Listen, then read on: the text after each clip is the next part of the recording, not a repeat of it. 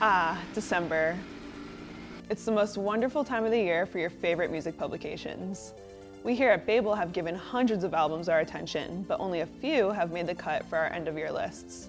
These are the albums that made the biggest impact in 2017. Do you agree?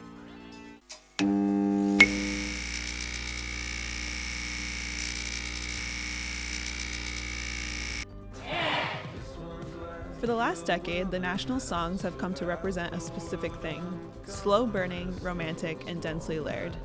Sleep Well Beast, the band's 7th album, represents the first major shift in the band's formula.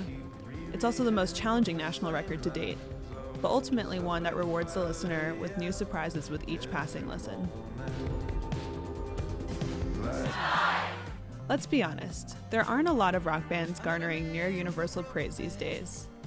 But the Philadelphia band The War on Drugs followed up their breakthrough 2014 album, Lost in the Dream, with a major label debut that elevates their meandering, heartland synth and guitar acrobatics in almost every way.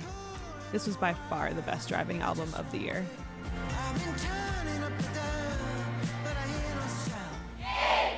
The debut album from Krule is everything we expected, and more. From a production standpoint, it shines. From an emotional standpoint, Krule exploits her personal sensuality and turns it into a new form of sexy dance music. King Krule is a mysterious soul, but on the ooze, he's an open book, exploring feelings of loneliness and being an outsider looking in. His special voice and use of jazzy chord progressions is what ties it all together and makes the ooze another timeless record. Fleet Fox's first album in 7 years is full of calm moments that transition into dramatic swells and sudden grooves, kind of like surfing the perfect wave. Crack Up is full of gorgeous tunes and will likely go down as the band's defining moment. In a time when albums about relationships and breakups dominate the market, Sampha dedicated his debut album to his mother, who passed away from cancer. He may have a quiet presence next to collaborators like Solange, Drake, and Kanye, and his own album, Process, might not be full of top 40 hits, but Sampha has the voice, story, and musicality to be a star in his own right.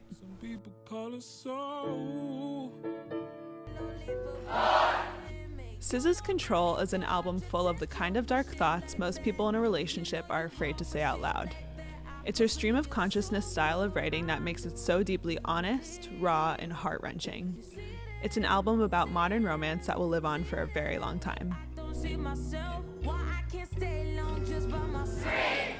No Shape is an album about love and devotion, which is not only heard in the open lyrics but in the production. A drum kit is almost completely absent, and the acoustic sounds are soft and pure. There's no one that sounds quite like Perfume genius.